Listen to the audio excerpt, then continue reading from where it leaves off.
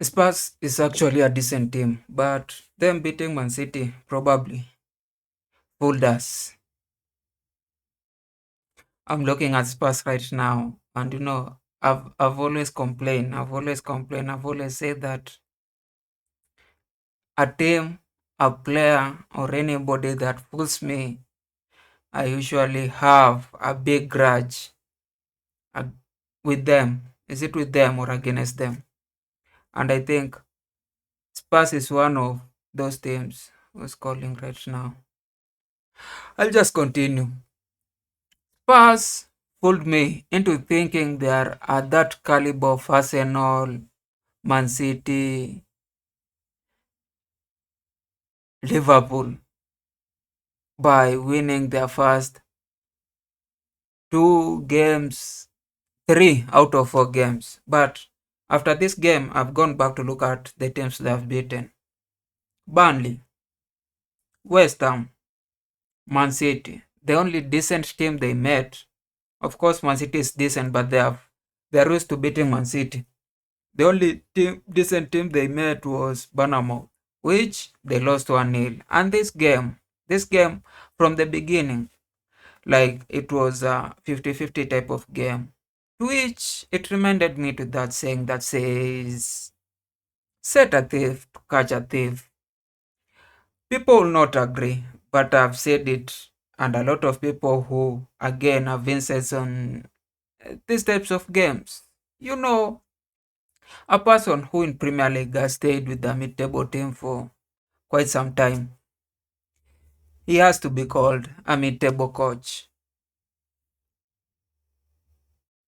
I think they've done that. The two coaches. I think they're very new to Premier League. Brighton coach is even new to managing a team, and he has 1 year in Premier League. This is his second year. Uh, this other one, I just can't get the spelling right. But Frank has went from Brentford took Brentford from Championship to Premier League. Then has been staying with Brentford in mid-table for quite some time, and now he's in Spurs. And you think these are two heads. Now, the thing I noticed about them is that they are probably not very, very confident on the decisions they're making. They have to rely their team, and it has been that with Frank. And again, I saw the Brighton manager just having to talk with the team, the managing team, or what are they called? The managers or that group, the 4 people, the technical bench. They had to discuss with them every situation, and I think that's why they were unable to make changes as quick as they could. Even with Frank, when he went 2-0 down, he wasn't going to make any change, and the changes he made were probably very, very significant because eventually they drew after coming from 2-0 down. Now, with Brentford, how they played was, counter-attacking in first half. They were staying back and then making a counter. Then the first goal, they had to beat an offside trap, and the second goal was quite a good goal from, something that we call 0xg. And that was the end of that team. I don't know what happened. I think Spurs made quite some changes. Like they started pushing in. But then, even after pushing in or trying to get to score, it always came back to individual brilliance. And that's why I think the managers, as much as they have some input, it always comes to the players that you have. Like for Spurs, having Kudus, having Xavi, having Richarlison, I think made this team to get those goals. Like without Kudus, they wouldn't get the first goal. I mean, both goals. Without Kudus, they wouldn't get both goals. But again, without Xavi, they wouldn't get the second goal because he was the one who created and then passed to Kudus. So it always came back to those players. If you have those players, you win the game. If you have those players who can make the decision, who can change the things, who can create things that most players will not do that. That's what made Spurs win that point. Without those players, without Kudus, without Xavi, this was going to be a loss on Spurs, which it makes me think that some teams will find it easier to stop Spurs. Like they will know who to mark. Are we getting each other? Like it will be easier for certain teams to know that if we block, and I think I'm not sure if that's what Banamouth did. I probably will not get to that game. I'll probably not see that game again, but I think just them. If you block Kudus, if you block Xavi, then you'll have the only danger will be Richarlison or these other guys, Johnson or Debat, and I don't think those are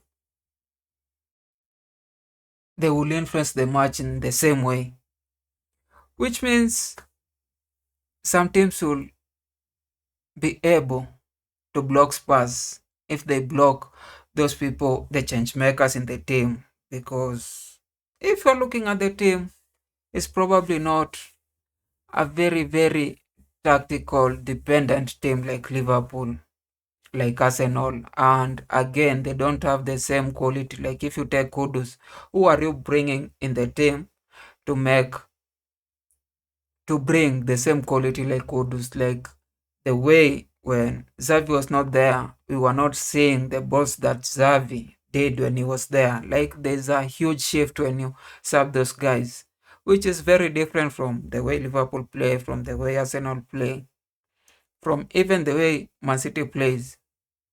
Like we are so like Chelsea and Spurs are very nearly the same path, and I think that's what will end up closer. Like us and Spurs, we are going to end up closer than probably compared to us with Liverpool or us with Arsenal. That's my take on this game. But also with Brighton is that they're still the same team. They have sold nearly everybody, but then they're still playing the same way. With people like Minte, Mitoma, they're still doing the same thing that they were doing. Like they'll still there's a high likelihood that they'll still remain within that portion of 5 to 8. Chances are right now, because Nottingham Forest is not doing well, if if they're able to play just as good as probably Newcastle or Man City or even Spurs or Chelsea, just remain in that category.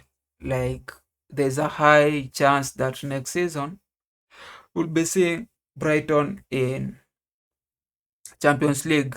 The only problem is that the people who will be performing this time, if Minte keeps on performing this time, he will be sold. They will sell probably Baleba. In the back, they'll probably sell Van Henk and their keeper and get another, new guys who will not have blended by the time you are going to Champions League. So they will not perform. They'll still remain in that portion. Anyway, I have to go and see Chelsea versus Man United. So that's just me analyzing this game and how I think. I just think Spurs fooled me, and now I'm looking at them thinking I'll be watching them. I'll be watching them from now on. I'm so keen on them. I'll want to see if they're as good as they had fooled me, or if this is just a one-off. But we can't be having our two-offs, because Bournemouth, they said it was a one-off, and then this other one again. There has a problem with Spurs, and I think I'm figuring it out. If you block Kudus, if you block Xavi, and you prevent those things from the shots or the through passes from getting to Richarlison, you have neutralized them. Yep, nice day.